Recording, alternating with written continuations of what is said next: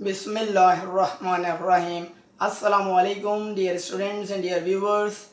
How to prepare MCQs यानी कि multiple choice questions. Multiple choice questions मारूजी सवालात की तैयारी किस तरह से करें, क्या किया जाए कि आपके नंबर बेहतर से बेहतर आ सकें।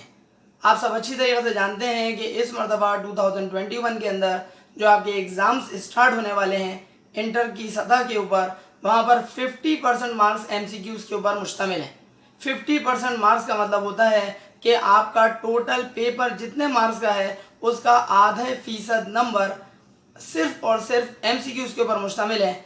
इस मरतबा बहुत सारे जो पढ़ने लिखने वाले स्टूडेंट्स हैं उनका बेड़ा पार हो सकता है, और खुदा न खास्ता जो पढ़ने लिखने वाले स्टूडेंट्स नहीं हैं उनका जस्ट उलट हो सकता है। मैं जानबूझ के वो लफ्ज़ इस्तेमाल नहीं कर रहा हूँ। बेड़ा पार, दूसरी तरफ बेड़ा क्या होता है आप समझ रहे होंगे।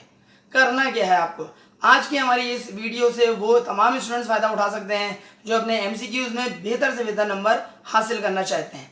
ये बात याद रखिएगा, 26 जुलाई से स्टार्ट होने वाले पेपर्स में आपको ज़बरदस्त तरीके से नंबर हासिल करने का तरीक़ाकार बहुत सिंपल सा है कि आपको MCQs जो भी आपको पेपर में मिलती हैं जो कि 50% मार्क्स के ऊपर मुश्तमिल हैं, आपको काम यह करना पड़ेगा कि सबसे पहले स्टार्ट से लेकर एंड तक पूरी MCQ को उसके चारों ऑप्शन समेत आपको पढ़ना पड़ेगा।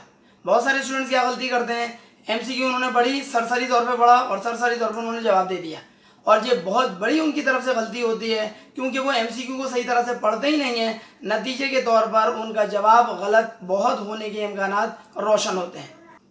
स्टूडेंट्स ये बात वाज़ेह तौर पर याद रखिएगा कि इस मरतबा एग्ज़ाम्स में MCQs की हैसियत बिल्कुल ऐसी है जिस तरीके से क्रिकेट के अंदर T20 मैच की हैसियत होती है। T20 मैच का मतलब क्या होता है कि आपको गेंदें ज़ाया करने का बिल्कुल मौका नहीं है।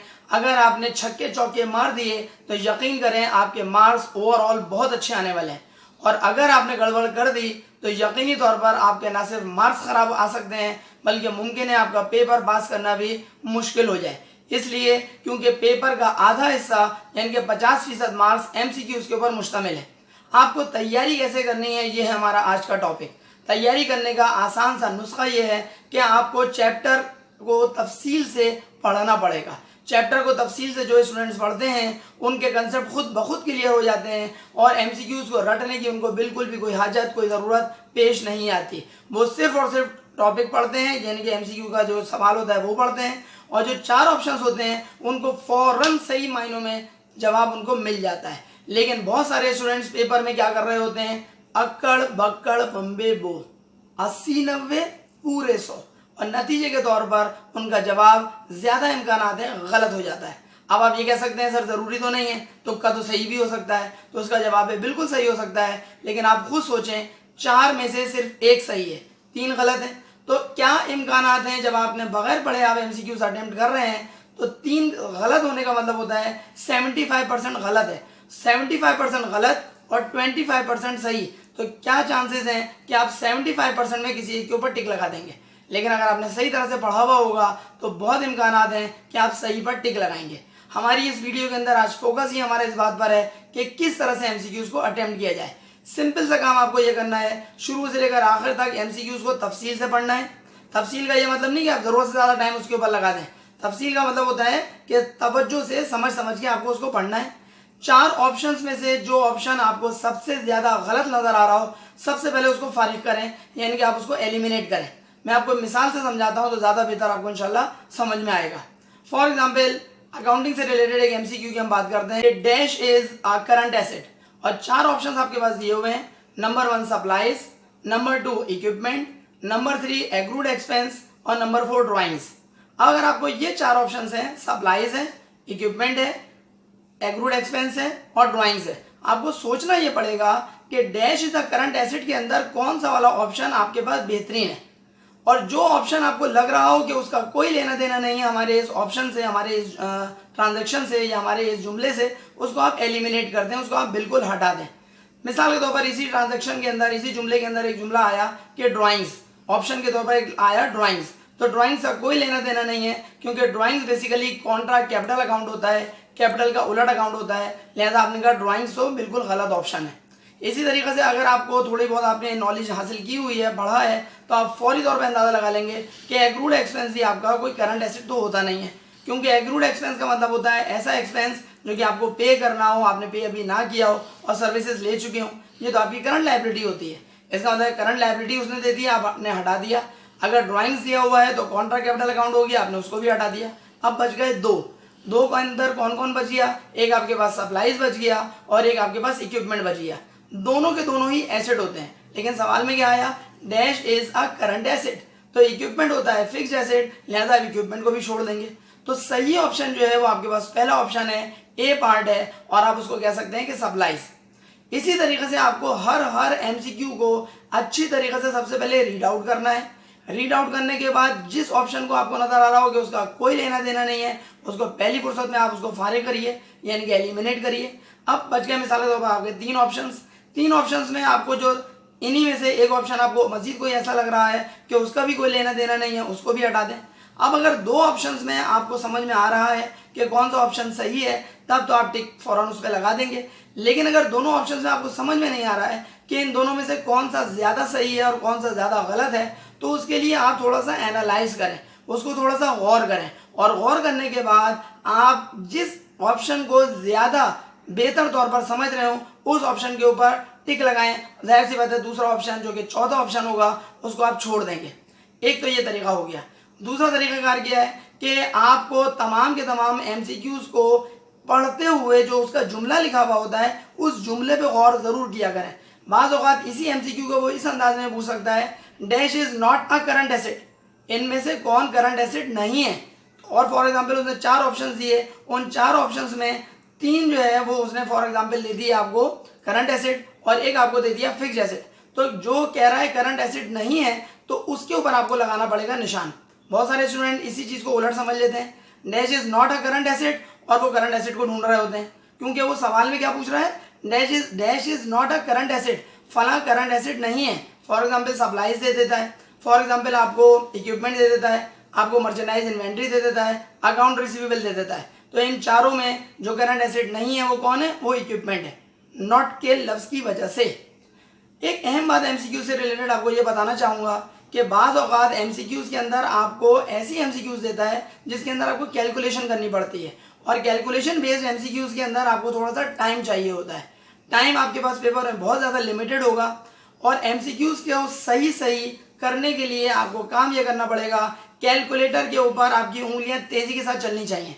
अगर आप सुस्ती कैलकुलेशन करने के आदी हैं तो एमसीक्यूज में जो कैलकुलेशन बेस्ड एमसीक्यूज हैं या तो वो आप गलत कर बैठेंगे या फिर करेंगे तो वो मुमकिन है कि आप गलत आंसर के ऊपर टिक लगा दें। करना आपको क्या होगा, जो भी डाटा आपको पास दिया हुआ है उस डाटा को समझते हुए उस डाटा को आपको फीड करना है, और फीड करने के बाद आपको उसके आंसर निकालना है। एक आपसे इसी से रिलेटेड एक आपको एक मिसाल देता हूँ। सेकेंड ईयर के अंदर डेप्रिसिएशन से रिलेटेड एक एमसीक्यू आ गई, आपसे कह रहा है डिमिनिशिंग बैलेंस मेथड आपको यूज करना है, और डिमिनिशिंग बैलेंस मेथड यूज करते हुए आपको कह रहा है कि करंट ईयर का डेप्रिसिएशन निकालें, और डिमिनिशिंग बैलेंस मेथड का आपको फॉर्मूला पता होना चाहिए, cost of the asset minus salvage value. करेंगे या नहीं करेंगे, तो जवाब ये कि सैलवेज वैल्यू इस अकलौते मेथड में कभी भी माइनस नहीं की जाती, मगर तमाम मेथड से माइनस की जाती है।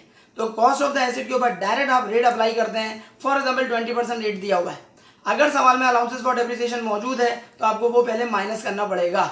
फॉर एग्जाम्पल कॉस्ट है 1 लाख रुपए, ऑलरेडी सवाल के अंदर अलाउंसेस फॉर डेप्रिसिएशन 20,000 के हैं, 1 लाख में से 20,000 आपने माइनस किया, जवाब आया 80,000। 80,000 का आपने ले लिया 20%, जो कि जवाब आएगा आपके पास 16,000 रुपए। अब यहाँ पर एक खास बात डेप्रिसिएशन के एमसीक्यू से रिलेटेड ये होती है कि आपको चेक करना पड़ेगा सवाल में कि कहीं मंथ्स की कैलकुलेशन तो नहीं है।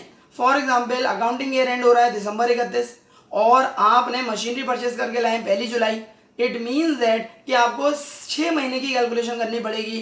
तो जो आपके पास 16,000 आंसर आया है उसको आप मल्टीप्लाई 6 डिवाइडेड बाय 12 करेंगे, तो सही ऑप्शन आपके पास जो आंसर आएगा वो आ जाएगा 16,000 का आधा, यानी कि 8,000 रुपए। खास और तवज्जो तलब बात यह है कि इस तरह के एमसीक्यूज में जिसमें आपको कैलकुलेशन करनी है, आपको पेपर में टाइम आपको रिक्वायर्ड होगा, और अगर आपने वो एमसीक्यूज जिसमें कैलकुलेशन नहीं करनी थी उसमें टाइम आपने ज़्यादा लगा दिया सॉल्व करने में, समझने में, गौर करने में, तो बहुत इम्कानात इस बात के हो जाएंगे कि जो कैलकुलेशन बेस्ड एमसीक्यूज होंगी उसमें आपको टाइम ही ना मिल सके और आपका पेपर का टाइम खत्म हो जाए और वो पेपर आपका इन्विजिलेटर छीनने के लिए आ जाए। तो फिर आपको अफसोस होगा कि भाई 50 एमसीक्यूज में 5 एमसीक्यूज तो मैं अटेम्प्ट ही नहीं कर सका। 5 एमसीक्यूज अटेम्प्ट ना करने का मतलब आपको समझ में आ रहा है कि 10 नंबर आपने वैसे ही अपने ज़ाया कर दिए, क्योंकि एक एमसीक्यू है 2 नंबर की और 5 एमसीक्यूज अगर आपने अटेम्प्ट ही नहीं किए तो याद रखिएगा आपके नंबर जो है वो 10 नंबर वैसे ही अटेम्प्ट किए बगैर आपके बर्बाद हो गए।